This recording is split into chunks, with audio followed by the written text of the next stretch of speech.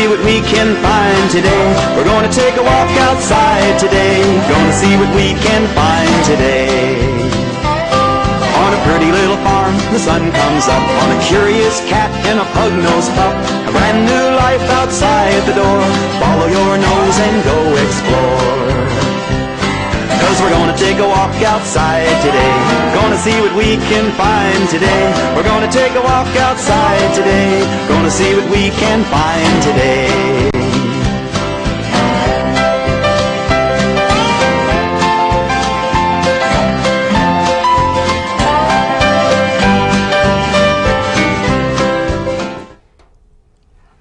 Kathleen Mitchell, and welcome to another edition of Views from the Edge of the Field. My guest tonight was supposed to be Michael Passero, who I support unequivocally for whatever he's running for. What the hell are you laughing at? Your time will come. But the problem is that Michael got stuck somewhere. He called me and he got stuck somewhere. I don't even know where he got stuck. He might be home, he might still be there. But the problem is, as kind-hearted as I am, I hung up on him and quickly called my guest tonight, Teel, to see if she would fill in, because I don't know where he is. He could still be traveling around. There's a lot of places to travel around in Connecticut. Connecticut. It was a big accident and he's stuck in this traffic jam. Am I going to wait for this guy? He's going to win anyway. Oh, yes. Right? Anytime you go to that side of the state, you get stuck in traffic. What side of the state? You know where he is? You said the shoreline. I didn't say that. Yes, you did. You told me Guilford. Shh. I didn't say that. I don't even know if it was Guilford. Sometimes I'll. But you said that side of my side of the yeah, it could be state. there. But sometimes I'll say anything just to get going. Because basically, I've discovered that what I really like to talk about is what I like to talk about. Yes, I understand that. And I have a hard time. Listening to what other people want to talk about. That's not necessarily true. But I talk to Susan Plunkett a lot, not always willingly. But I talk to her. I talk to her a lot, and I give her all kinds of advice. I tell her not to speak in generalizations. Do not lump people all into one category: Democrats, Republicans, progressives, or whatever. And then I'll get mad and I'll call her up, and she'll say hello. I say bitch. I'm sorry.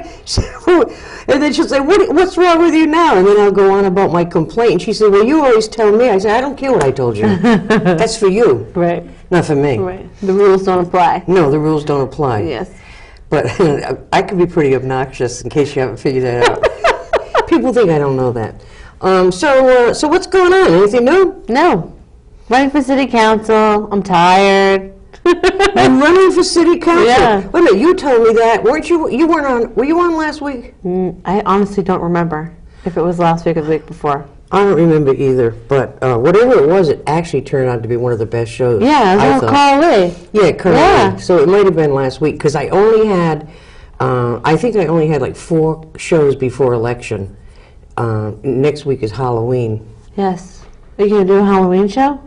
Yeah. Are you going to dress up?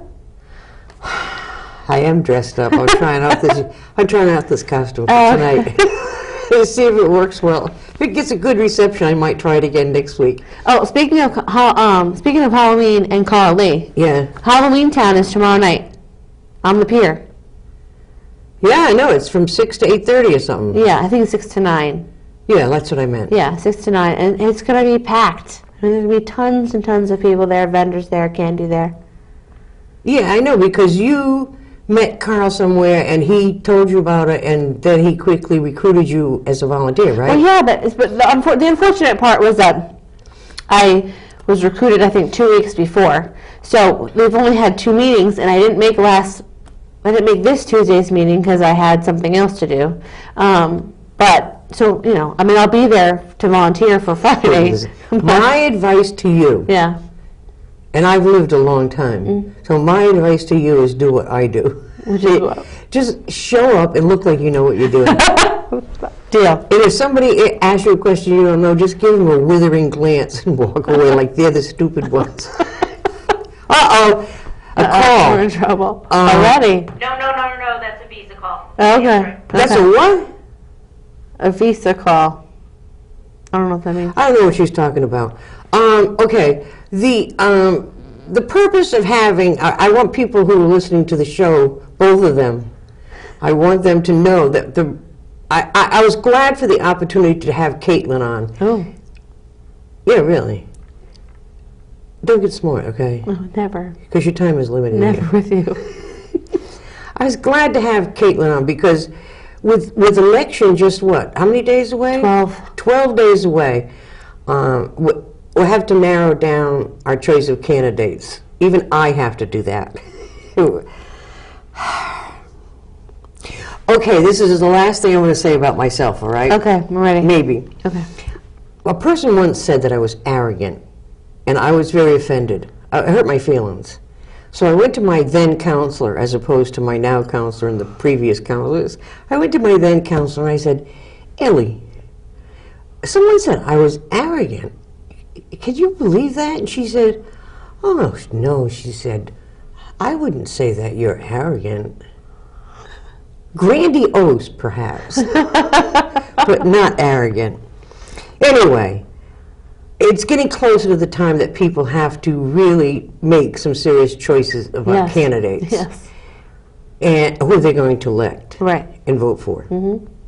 You're one of mine. Thank you. And I think that people should seriously consider, I know that you're new, not personally new, Right. but you're new on the political scene. Yes. And I don't want to see people neglect to consider you because of that. Well, I appreciate that. You're welcome. I think that you have a lot to offer, and I think that while we need to have people with experience in politics, especially people with experience in Robert's Rules of Order, Right. I'm very serious about that. Yeah, absolutely. But I think that we have to have some people who have a new way of looking at things, and I think that I've come to, in the time that I've come to know you, even before you became a candidate, you're a very reasonable person, willing to look at both sides of the issue. Right. Plus, you laugh at my jokes, stupid as they are. And I laugh again. So Yeah, I think that's vital, especially moving forward. That you have people on the council that are willing to do just that. And I'm not saying that because you just told me that that's the kind of person that I am. I think that's what I'm supposed to. But I honestly believe that. That's how government is supposed to work. By having people that are willing to work in a multi-partisan effort to move the city in the right direction, not to push their own agenda.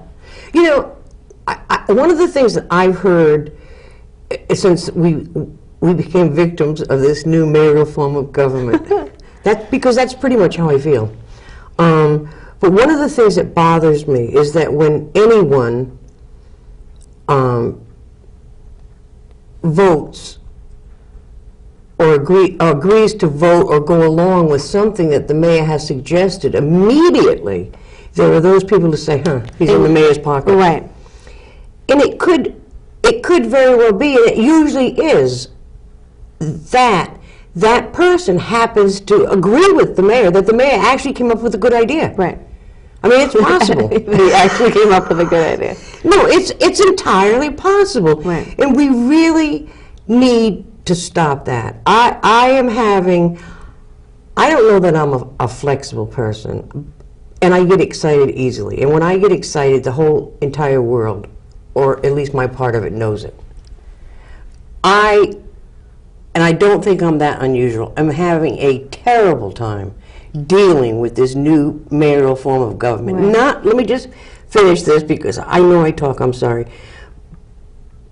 Not because I'm so important in the whole scheme of things, but because this affects my life. Right. What? Can I speak now?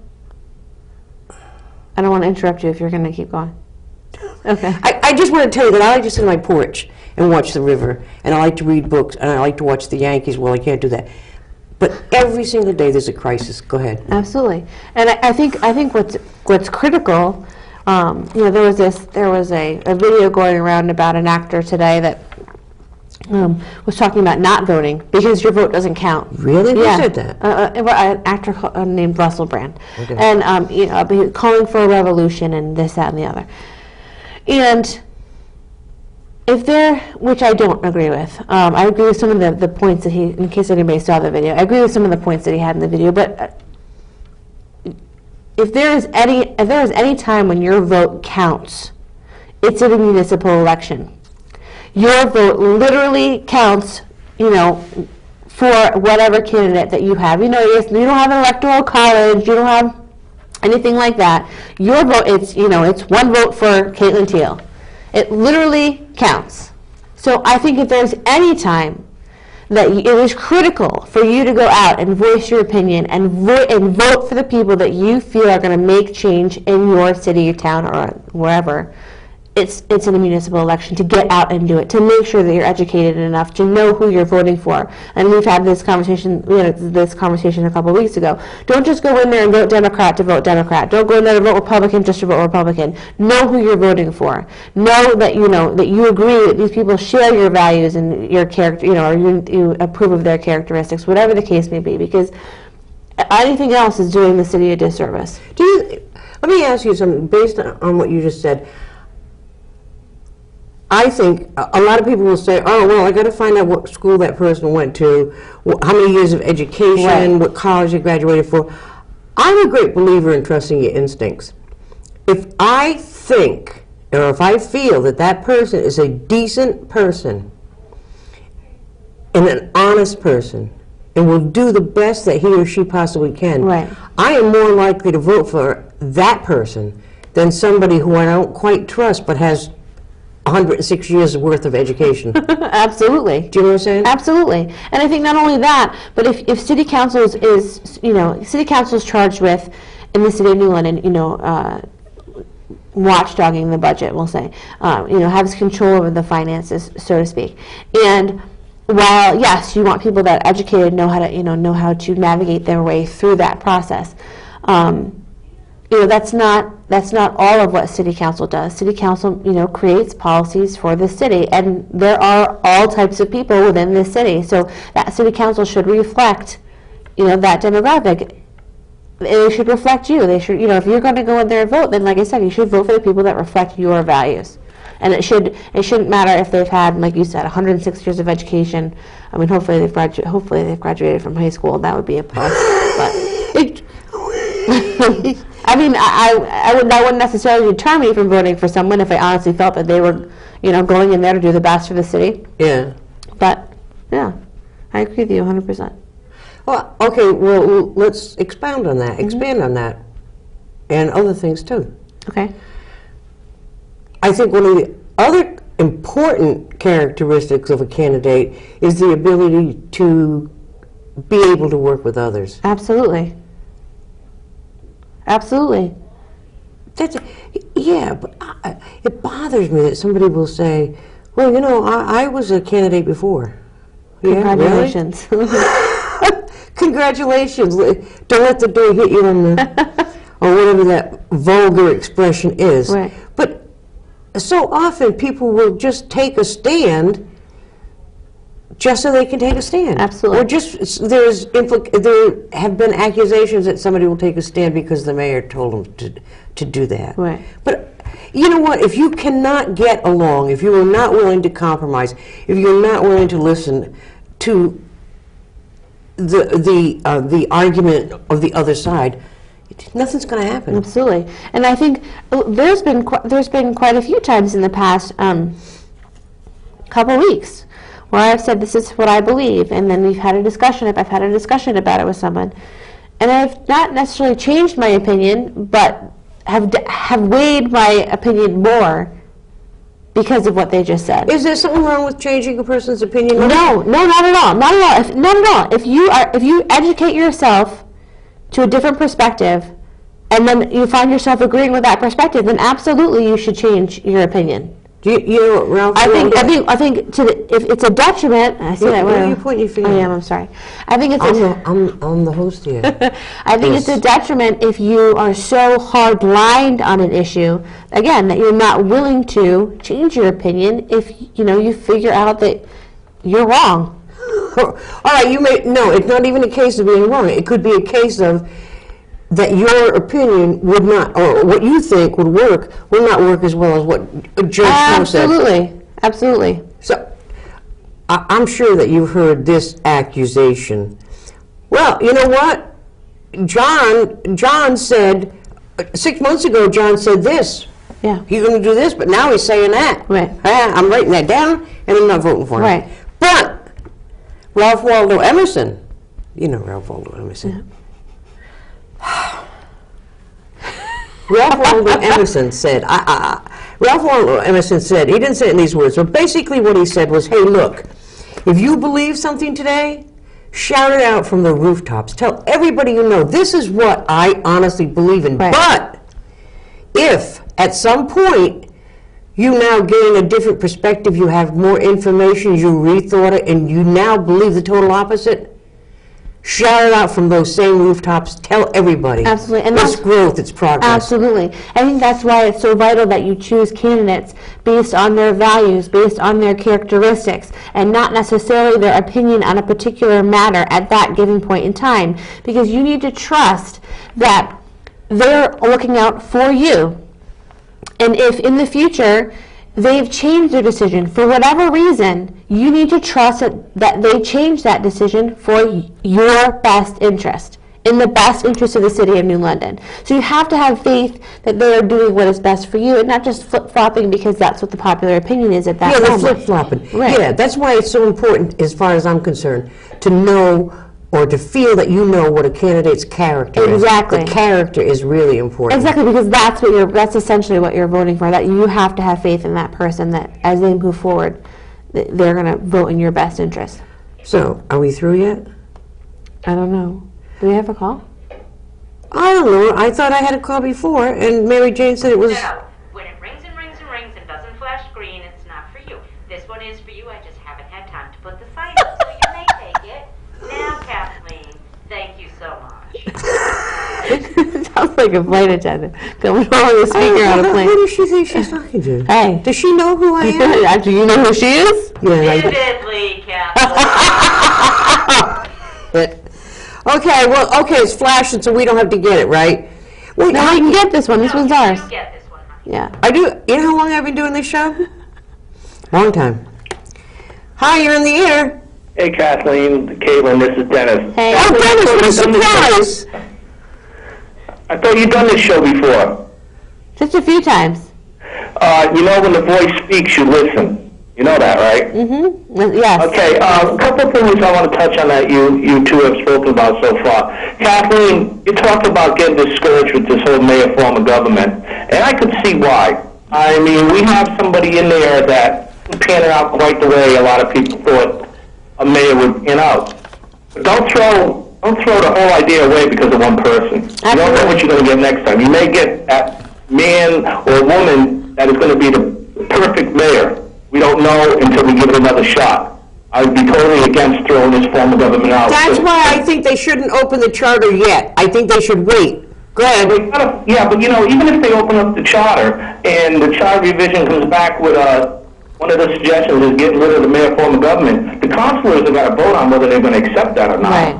Councilors voted on the first one, but go ahead.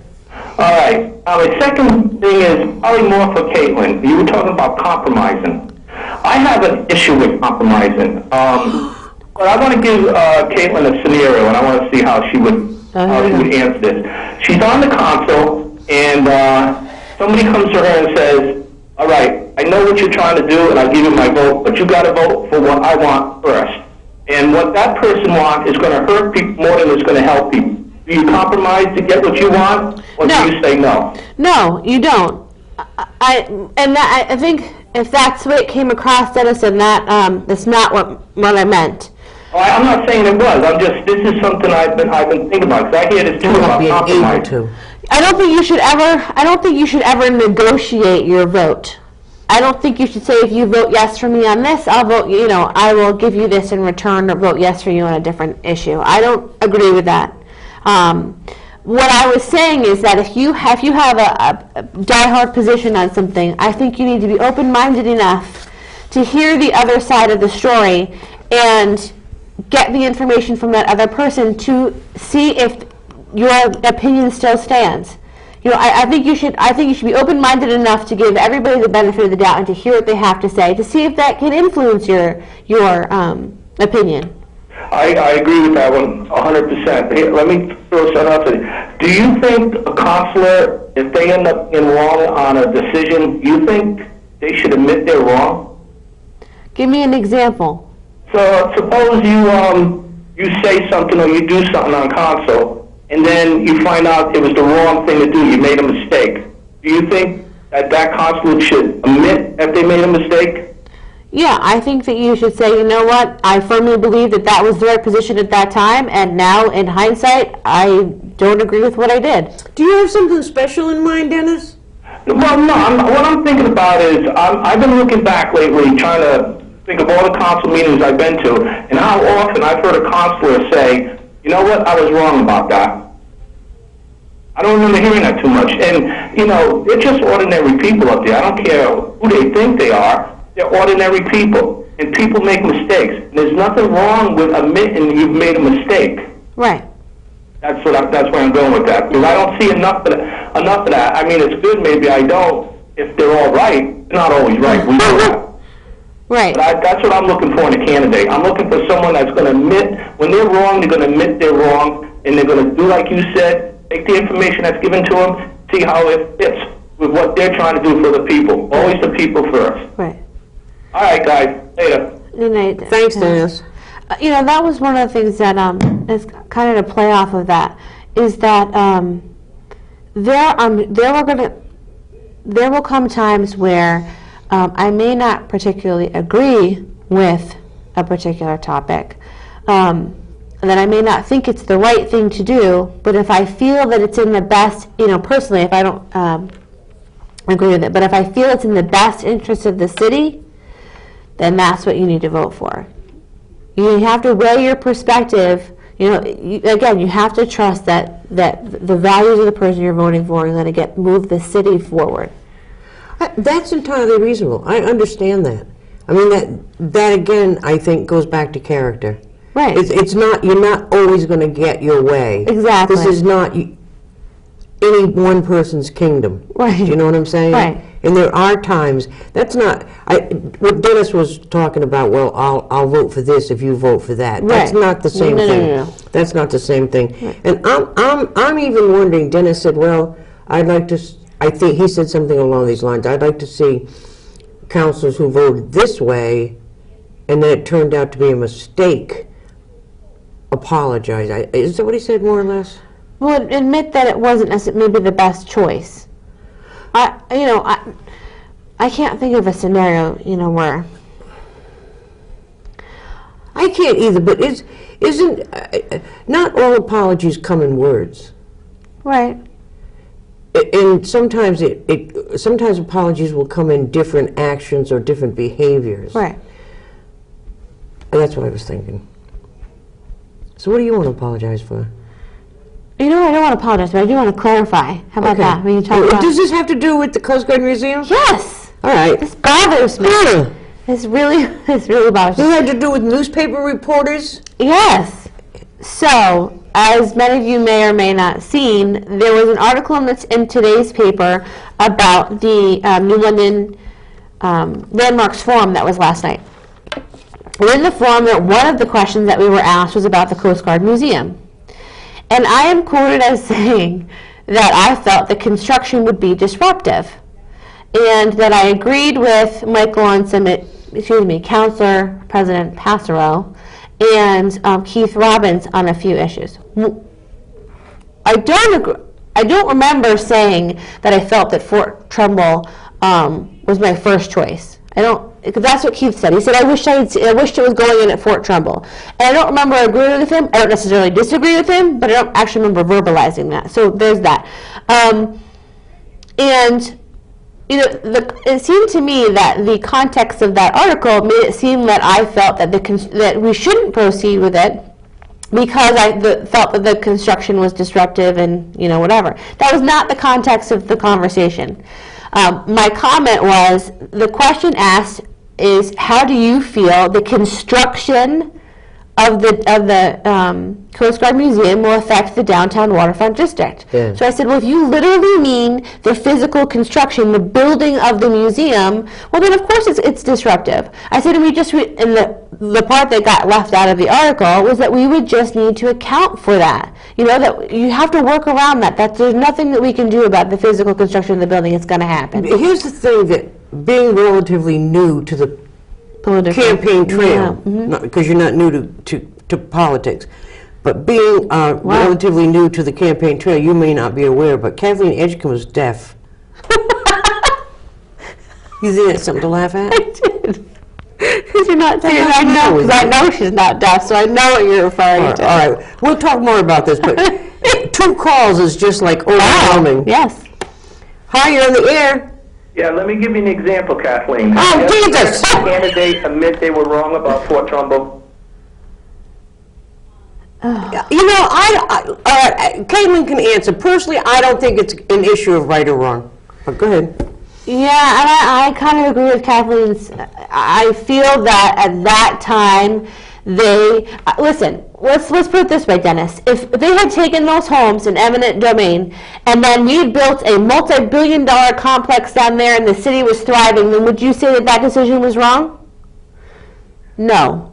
I would figure if the people that lived there didn't want it, and they were paying taxes, and the place wasn't buried, or in that bad a shape where it was going to be buried tomorrow, and no, I wouldn't agree with it. Dennis, you wouldn't have voted for it in the first place. No, I wouldn't have voted for it in the first place. Right. You know what? First of all, Dennis, as crazy as I am about you, and your constant, your involvement in the city, and your loyalty to that cause, I have to say that I find it very difficult to deal with people who say, well, if I had been there, I wouldn't have done that. I really do, because people, you weren't there. You don't know the pressures that were there. You don't know what was presented or whatever. But let me just say that aside from the property owners, I don't believe, and I'm patting myself on the back here, I don't believe there was a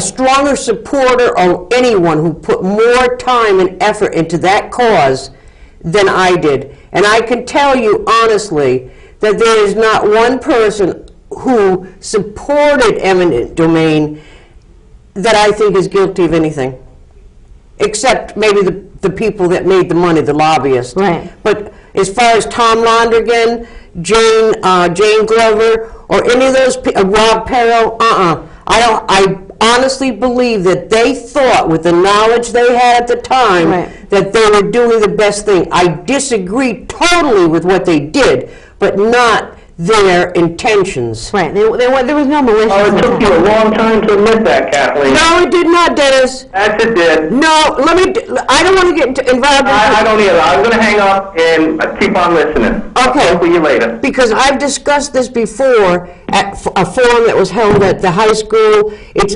Jeff Benedict did a book. I have discussed this before at the day when the Yale Urban Design Workshop came up. I agreed to be part of that.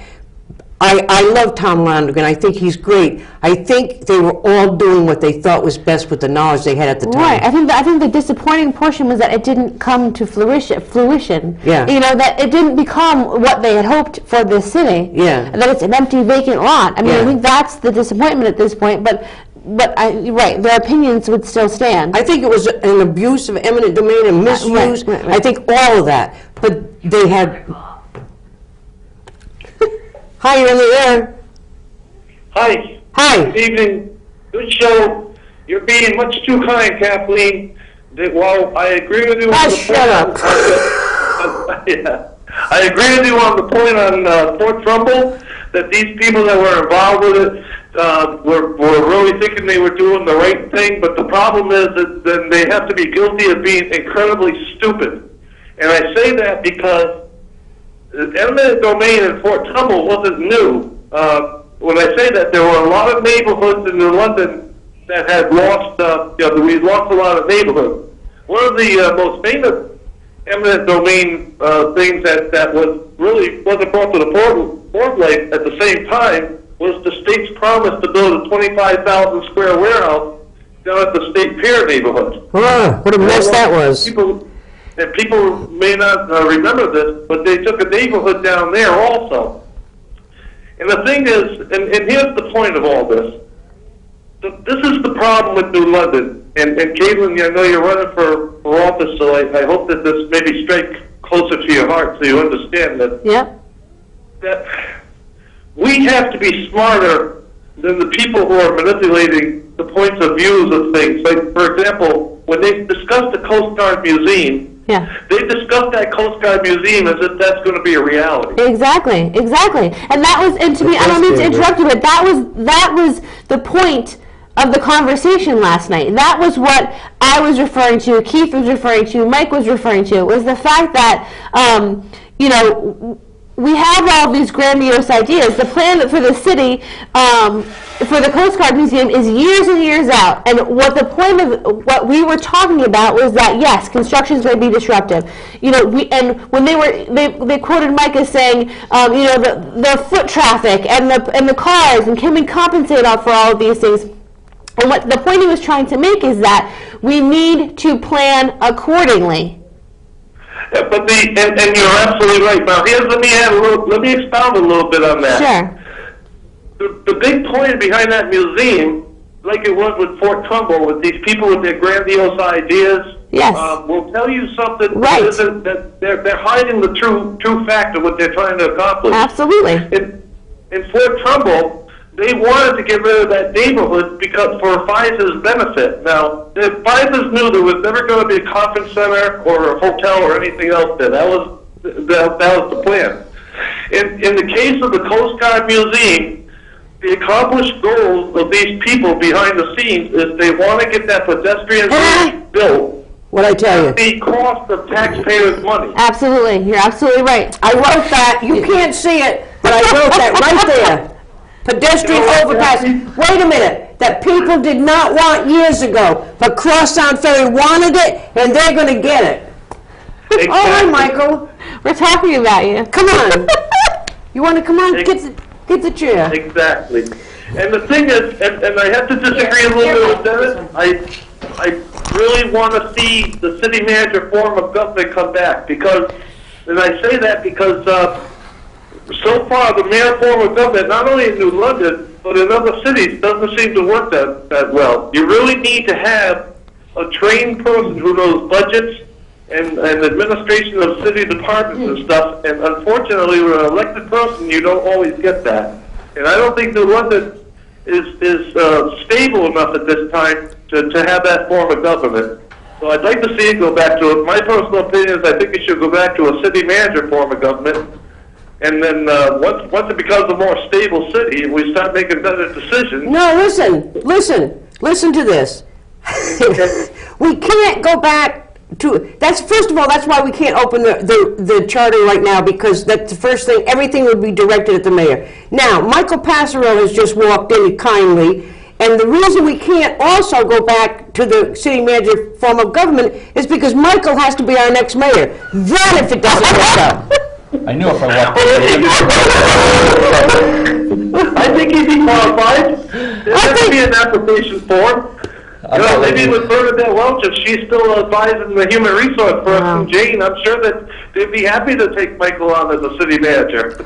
You know, Brian, I think that we're mature enough in the city. We can elect a leader, and we did, and I think it's gonna work out fine in the long run. I really do. I hate to go back to the city manager form of government. Right, I agree. You got to give it time to work itself out. But, when I say going back, this is nothing against the mayor, by the way. I have nothing personal against the mayor. No matter who's in there, Brian, you'll agree, right? No matter who's in there, he's not going to please everybody. Right. And you look at the national scene, right? Look at the split, right? It's always the elections are very close. Nearly half the country is not happy with the guy that's in the job currently, right? And the other half supports him. That's what's important to me. Well, that's right, sure. So we have our guy in right now, but where were we the last term, right? I know it. Yeah. Right, I agree. I wasn't, and again, it wasn't personal against a person. The reason I would like to see the other form come back is more because of a business type form. But I also agree with you, Mike. It can work. The mayor form of government can work. Well, I think it is. I think it's already working, Brian. If you think about it, how many people are engaged, the level of the public debate. Oh my God. You know, I mean, at times it's been uncivil, and I regret that. But I think on the whole, it's much healthier, and there's more people participating. Everything is more transparent. That's true. I mean, it's so transparent. People, you know, are getting arrested right and left. But that's because the people like you, Mike, and the other members of the city council who are really...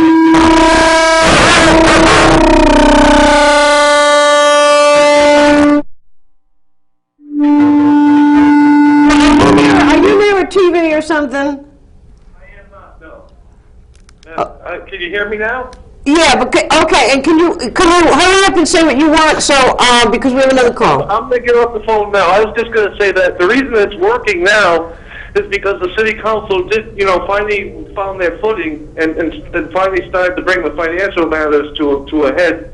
And I think there was a little bit of imbalance there in the beginning that was finally brought. Well, I think for both offices. I think for both offices. In fairness, Brian, I think it was a new mayor running the city, and the council had a new role. And I think you got to be fair that it was probably on both sides. We're finding our own way. I mean, we're setting precedent, and you got to admit we've come a long way in 2 years. It's been a long 2 years. That's certainly true. Anthony Mitchell wants me off the phone, so I'm going to hang up now. But I'm going to offer you both, good luck, and I foresee good things for you, and I will be voting for both of you. So good luck in the upcoming election. Okay? Thank you. Thank you. Bye-bye. Listen, this call has been waiting for like 10 minutes. Can I get it? Yeah, I do too. Okay. I'm here so you don't crucify me for not showing up. Okay. Hey, you're on the air. I don't know. Michael Passero was supposed to be the guest. He got caught in traffic in some place. Caitlin's here. Michael just showed up. Great show, and I'm glad he showed up. Hello, how are you? Hello. Kathleen, you said something before about government affects me, and those are strong words. Damn straight. Yeah, when you said that, I just had to call and say so. But I got a quick question. Do you know when they're going to make the Little Pink House movie? What happened to that? I really don't. The thing I know about the Little Pink House movie is that I'm probably not going to make any money off of it. and that they suggested, what's that woman's name that was in that movie Misery? Kate. Well, I don't know. I know who you mean. Yeah. I really don't know. He did sell the movie rights, but when they're going to make it into a movie, I really don't know. But I'll be there because I have the popcorn concession. Kathy Bates. Well, maybe you could find out. I will try to find out. Let us know. And I want to wish Mike and Caitlin best of luck on the election. Thank you. Thank you. So I'll hang up now so you can take more calls. Okay, thank you. You're welcome. My hair's all right. Do you want to before we got that rash of phone calls, Caitlin was talking about the forum last night and the questions about the Coast Guard Museum. Do you want to talk about that? Oh my God. Well, I leave town before I see the paper. Is that on purpose? I got a call from the editorial staff. What's going on? We didn't know you were against the museum. And I'm like, I says, excuse me, I didn't know I was against it either. I know. Matter of fact, I've got skin in the game. I'm 100% behind it. I just happened to mention that I was a little skeptical about the spot, but Yeah, but I think your point where you said that you were skeptical about certain aspects of the plan, but that you wanted to see the plan move forward. I mean, that. No, I'm all for a challenge. Right. I mean, I think it's ambitious, and I understand the theory behind it. This putting an attraction like that right in the middle of the urban center, right. and I understand all that. It's going to be a challenge, and I'm going to be rooting for it.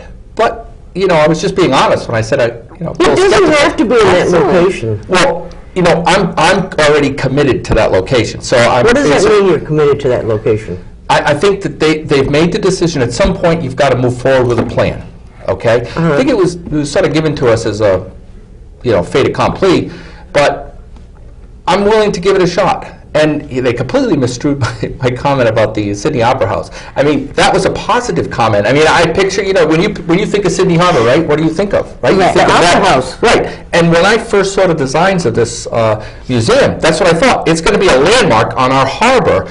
I've spent my life on the harbor. When they built the Pfizer's Research Center, that transformed it. When they took down the Sound Lab and you could see Fort Trumbull, I'm not sure, I spent a lot of time looking at Fort Trumbull from the harbor, from the water, from a boat. Yeah. And this will be another addition to that. That was a positive comment. I'm not sure how they got that wrong. But, well, I think because a lot of people said, including myself, that I was a little taken back by the design.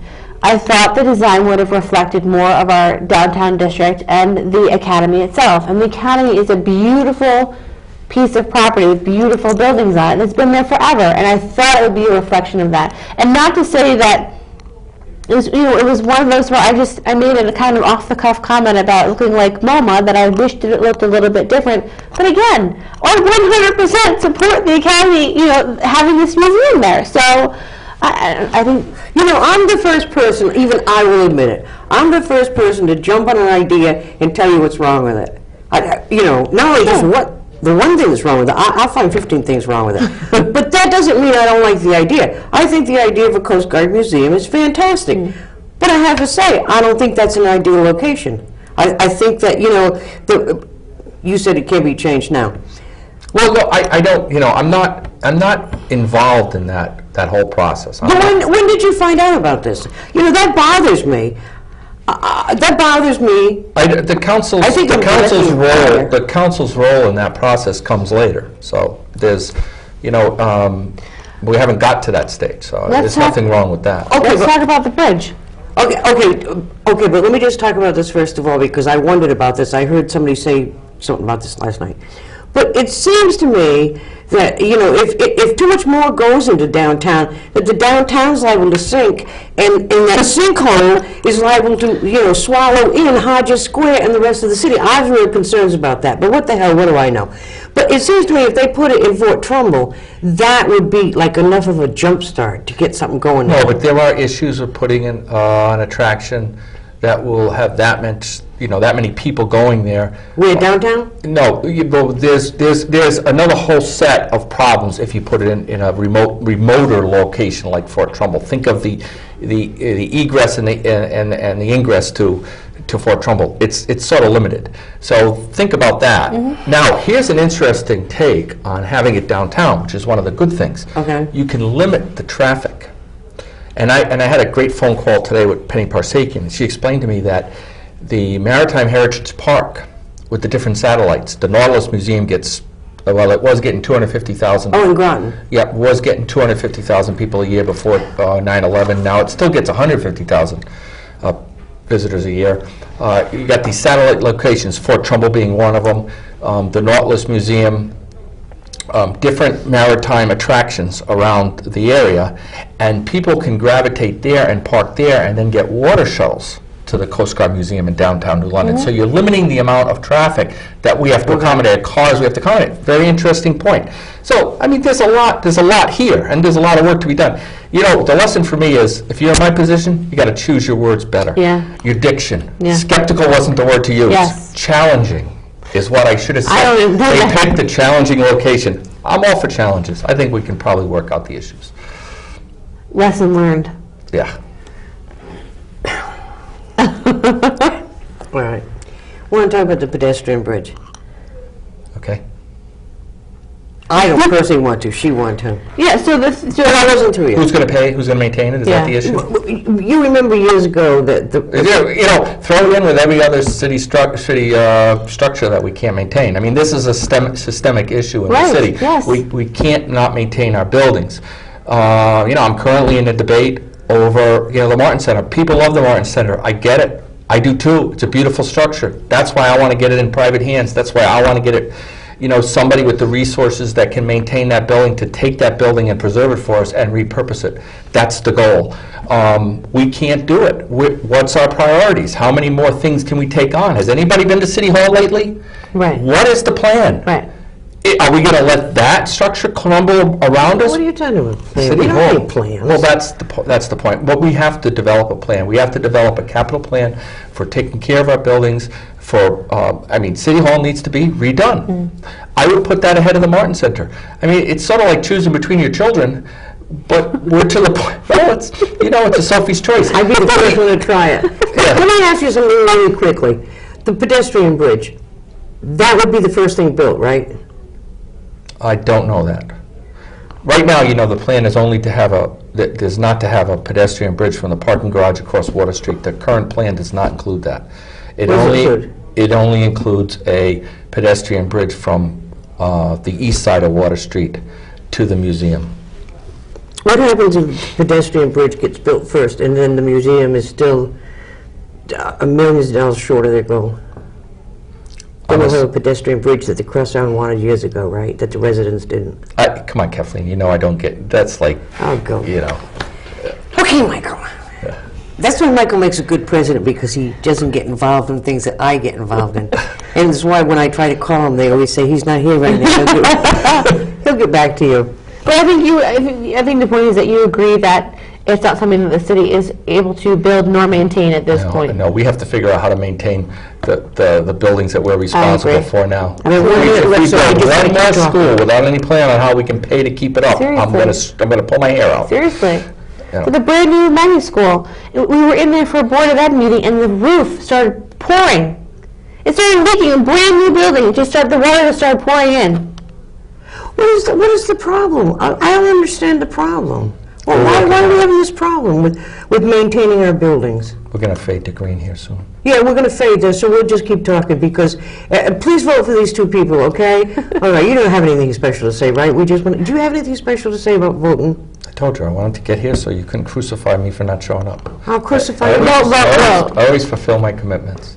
Yes, I'm shocked at the people that I'm walking around that tell me I don't vote. I've never had that before. People come to the door and they say, I'm sorry, I don't vote. Yes. Do they tell you why they don't vote? No, they don't want to deal with me. They don't want to talk to me. Not you personally, just... Just the system. Yeah. They're very turned off, and we have to do something about that. I think everybody involved in the process has to understand that we've got to make it more attractive to people. Mm-hmm. I have two, I know we're going to fade. I have two grandchildren who just turned 18. I tell them, you have to be registered. Now I'm going to publish their You name. can register on the day of the election this year. Yeah, I know it. Well, you have to go downtown to do it, don't you? I believe that.